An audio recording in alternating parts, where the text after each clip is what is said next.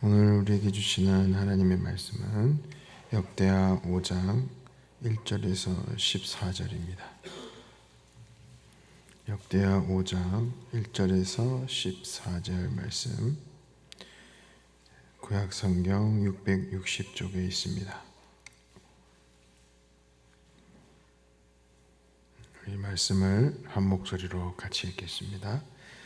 솔로몬이 여호와의 전을 위하여 만드는 모든 일을 마친지라. 이에 솔로몬이 그의 아버지 다윗이 드린 은과 금과 모든 기구를 가져다가 하나님의 전 곳간에 두었더라. 이에 솔로몬이 여호와의 언약궤를 다윗 성 곧 시온에서부터 메어 올리고자 이스라엘 장로들과 모든 지파의 우두머리 곧 이스라엘 자손의 족장들을 다 예루살렘으로 소집하니 일곱째 달 절기에 이스라엘 모든 사람이 다 왕에게로 모이고 이스라엘 장로들의 이름에 레위 사람들이 궤를 메고 궤와 회막과 장막 안에 모든 거룩한 기구를 메고 올라가되 레위인 제사장들이 그것을 메고 올라가고 솔로몬 왕과 그 앞에 모인 모든 이스라엘 회중이 궤 앞에서 양과 소로 제사를 드렸으니 그 수가 많아 기록할 수 없고 셀 수도 없더라. 제사장들이 여호와의 언약궤를 그 초소로 메어 드렸으니 곧 본전 지성소 그룹들의 날개하리라. 그룹들이 궤 초소 위에서 날개를 펴서 궤와 그 채를 덮었는데 그 채가 길어서 궤에서 나와 그 끝이 본전 앞에서 보이나 밖에서는 보이지 아니하며 그 궤가 오늘까지 그곳에 있으며 궤 안에는 두 돌판 외에 아무것도 없어. 이것은 이스라엘 자손이 애굽에서 나와 여호와께서 그들과 언약을 세우실 때 모세가 호렙산에 그 안에 넣은 것이다. 사람들이 그 반열대로 하지 아니하고 스스로 정결하게 하고 성소에 있다가 나와 노래하는 레위 사람 아삽과 헤만과 여두둔과 그의 아들들과 형제들이 다 세마포를 입고 제단 동쪽에 서서 재금과 비파와 수금을 잡고 또 나팔 부는 제사장 120명이 함께 서 있다. 나팔 부는 자와 노래하는 자들이 일제히 소리를 내고 여호와를 찬송하며 감사하는 나팔 불고 재금치고 모든 악기를 울리고 소리를 높여 여호와를 찬송하여 이르되 선하시도다. 그의 자비하심이 영원히 있도다 하며 그때 여호와의 전에 구름이 가득한지라. 제사장들이 그 구름으로 말미암아 능히 서서 섬기지 못하였으니 이는 여호와의 영광이 하나님의 전에 가득하더라. 아멘. 오늘 이 아침에 우리는 이 예배 자리로 나올 때 어떤 마음을 가지고 나오셨습니까? 어떤 목적을 가지고 나오셨습니까? 위로와 힘을 얻기 위해서 나오신 분도 있을 것이고 또 어떤 기도 제목을 가지고 나오신 분도 있을 것입니다. 또 여러 가지 상황으로 힘들고 어려운 순간에 직면해 주님의 도우심을 구하며 또 각양각색의 그런 모습으로 나오셨을 겁니다. 그런데 우리가 이 예배 자리에 나올 때마다 꼭 한번 생각해야 할 질문이 있습니다. 오늘 내가 드린 이 예배 가운데 하나님이 정말 임하셨는가? 내가 드리는 이 예배 가운데 하나님이 임재하셨는가? 오늘 본문은 솔로몬이 성전을 다 완공한 후에 언약궤를 그 성전 안에 모셔오고 온 백성이 함께 찬양하며 제사할 때에 하나님의 영광이 그 성전 안에 가득히 임하는 그런 모습이 담겨 있습니다. 그 임재가 얼마나 강력했는지 그 예배를 섬기는 제사장들이 그 임재에 압도되어서 섬기지 못할 정도였다라고 이렇게 표현하고 있죠.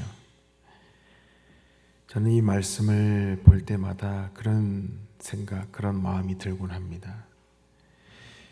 우리가 드리는 이 예배도 이렇게 하나님의 임재를 경험하면 얼마나 좋을까. 우리가 드리는 이 예배도 하나님의 이 강력한 임재를 경험하면 얼마나 좋을까.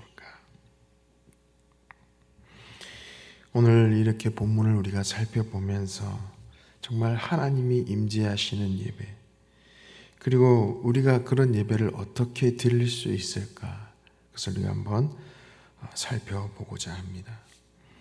먼저 오늘 본문의 내용을 전체적으로 한번 살펴보기 원하는데요. 하나님의 계획과 도우심으로 성전이 이제 완공이 되지요. 이때는 이제 솔로몬 통치 제4년, 주전 966년에 공사가 시작이 되어서 7년 6개월 동안 공사가 진행이 됩니다. 그래서 솔로몬 통치 11년 8월에 완공이 됩니다. 성전 완공 후에 오늘 본문에서부터 이제 7장까지 이어지는 성전 봉헌식이 집중적으로 이제 기록이 되어 있는데요.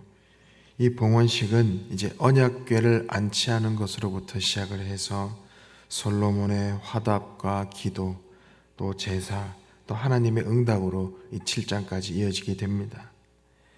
이 성전의 봉헌식은 성전 건축 관련된 내용 중에서도 가장 많은 분량을 차지하고 있습니다.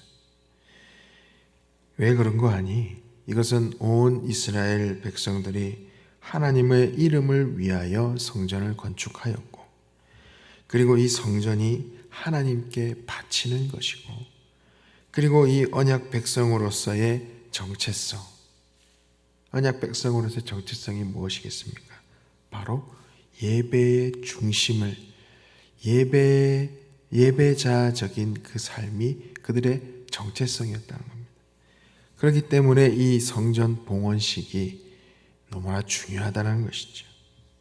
그 첫 시작이 바로 오늘 본문에 나와 있는 언약궤를 옮기는 이제 일이 시작이 되는 것입니다. 그런데 이 언약궤를 그냥 단순히 몇 명이 모여서 레위인들 몇 명만 모여가지고 그냥 옮기면 될 텐데, 그렇게 진행하지 않고 모든 이스라엘의 장로들을 모읍니다. 그리고 각 지파의 지도자들을 모두 소집합니다. 이 시기가 어떤 시기였냐면 7월이었습니다. 그러니까 이 7월은요, 유대인들에게 있어서 매우 특별한 날이에요. 우리로 치면 새해입니다. 새해. 그러니까 유대인들에게, 유대 종교력의 7월은 새해를 의미해요. 그리고 이 7월에 어떤 절기들이 있냐면 7월에 나팔절이 있고 대속죄일이 있고 장막절이 있습니다. 그러니까 이 유대 공동체에 있어서 이 7월은 너무나도 새해이기도 하면서 이 종교적으로도 매우 중요한 달인 거죠. 그러니까 이 솔로몬이 이때에 언약궤를 옮겼다는 것은 뭐겠습니까? 바로 이 새로운 성전에서 처음 이제 하나님 앞에 새로운 성전을 지어서 하나님 앞에서 첫 이 성전에서 이 모든 이 절기를 지키고자 하는 의도가 있었다는 거예요. 그러니까 하나님 앞에서 이 새 성전에서 속죄하고, 또 이 하나님 새로운 성전에서 하나님의 임재를 구하고 그 구원의 은혜를 기념하라는 그런 의도가 담겨 있었다는 것이죠. 그래서 이제 이 언약궤를 옮기게 되는데, 여러분도 아마 잘 기억하시겠지만 다윗의 때에도 언약궤를 옮기려다가 실수가 있었던 적이 있죠. 하나님의 방식대로 옮기지 못하고 수레에 실어서, 그죠? 원래 제사장들이 메고 가야 되는데 수레에 실어서 옮기다가 우사가 죽는 그런 사건이 있었습니다. 그런 이제 오류가 없도록 레위인들이 이제 직접 메고 이동을 했고, 모든 성막 또 성전의 기구들을 옮기는데 모두 순조롭게 진행이 되었습니다. 그리고 이제 모든 회중들이 모입니다. 그리고 그 언약궤 앞에서 수를 헤아릴 수 없을 정도로 많은 양의 양과 소로 제사를 드리죠. 그리고 이 제사를 드림에 있어서 이날만큼은 원래 24반차에 의해서 레위인들이 성전을 섬기는데 이날만큼은 그런 어떤 당직 순번에 연연하지 않고 모든 제사장들, 모든 레위인들, 노래하는 찬양대들이 나와서 예식에 참여하는 겁니다. 나팔 부는 제사장만 120명이 나와서 찬양을 올리는 겁니다. 일제히 나팔을 불며 찬양을 올려드리는데 이제 처음으로 성전을 지어서 예배 드리는 모습 아니겠습니까? 얼마나 감격스럽겠습니까? 그래서 백성들은 이렇게 고백하죠. 우리도 한번 이렇게 고백하면 좋겠어요.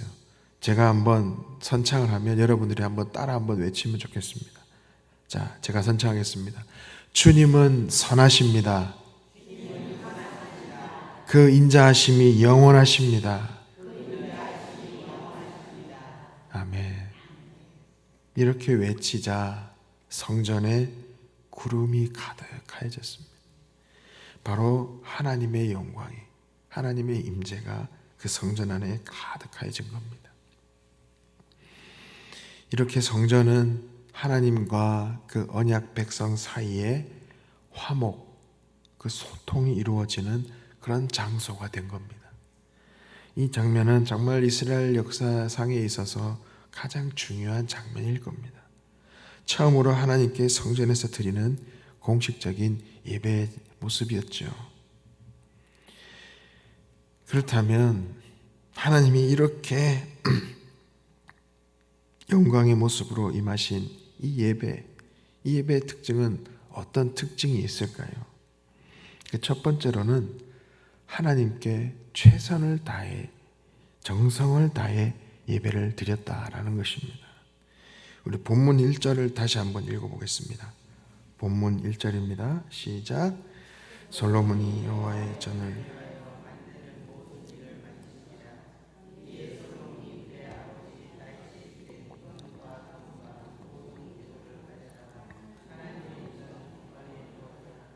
아멘. 솔로몬이 이제 성전을 완공합니다. 그리고 그 아버지 다윗이 드린 모든 그 기구들을 가져다가 하나님의 전에 곳간에 두었습니다. 그러니까 이 성전을 짓는 데 있어서 그리고 모든 정성을, 이 예배 드림에 있어서 모든 정성을, 모든 노력을 다 기울였습니다. 다윗 때부터 성전을 준비했죠. 그리고 솔로몬 때도 7년 6개월이라는 시간을 들여서 성전을 지었습니다. 수많은 사람들이 수고했고 헌신했고 솔로몬은 모든 것을 하나님께 드렸습니다. 그리고 그 언약궤를 안치하는 그 가운데 모든 회중들이 그 언약궤 앞에 서서 수많은 제물로 셀 수 없다는 것은 무엇이겠습니까? 완전하다는 겁니다.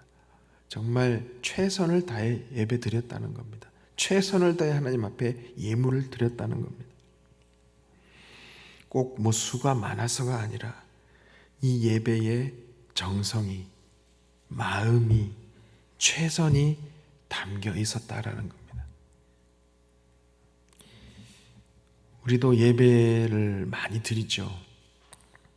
매일 이렇게 새벽 예배도 드리고 수요, 주일, 또 오이코스 예배를 많이 드립니다. 그런데 우리는 때론 습관처럼 예배할 때가 있습니다. 때론 준비 없이 또는 바쁘게 마음은 다른 곳에 두고 예배 자리에 나올 때가 있죠. 그러나 하나님께서 원하시는 예배는 정성이 담긴, 마음이 담긴, 최선이 담긴 예배를 원하세요. 10년도 넘게 전 이야기인데요. 제가 아동부 전도사 시절을 할 때였어요. 하나이가 이제 예배 때 찬양을 하는데 막 찬양을 잘하지는 못해요. 막 박자도 틀리고 가사도 틀리고 막 잘 못합니다.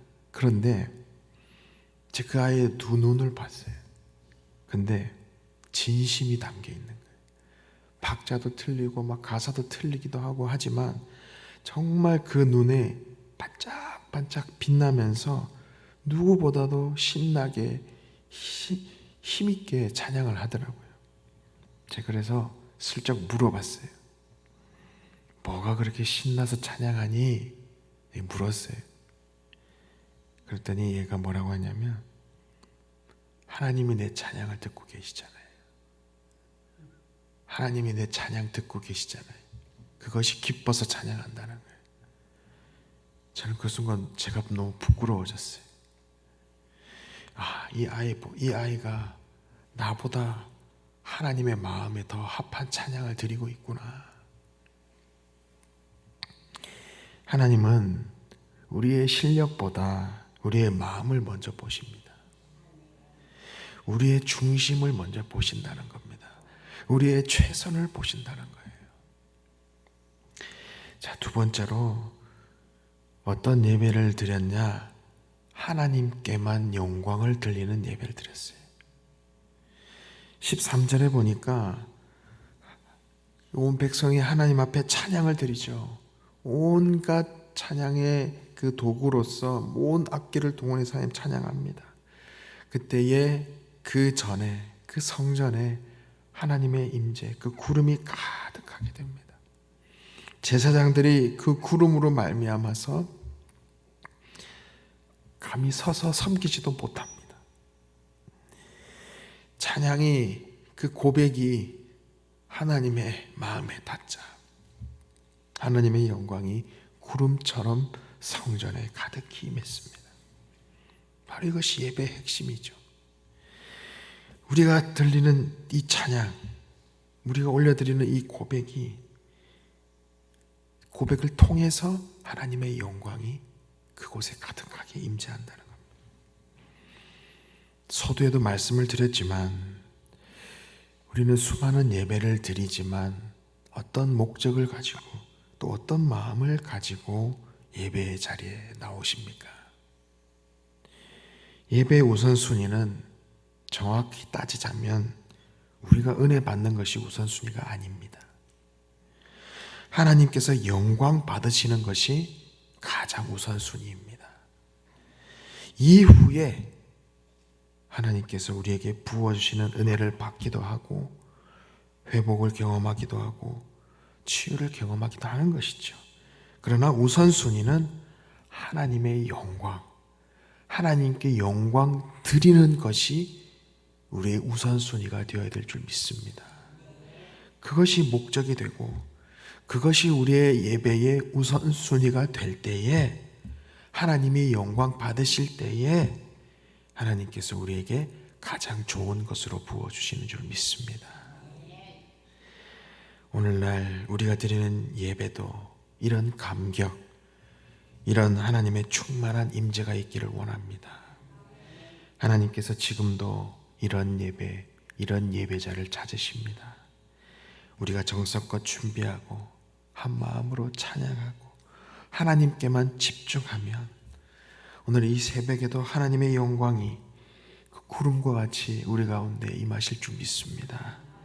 눈에 보이는 구름은 아닐지라도 하나님의 평강이, 하나님의 위로와 기쁨이, 새 힘이 우리 안에 임할 줄 믿습니다.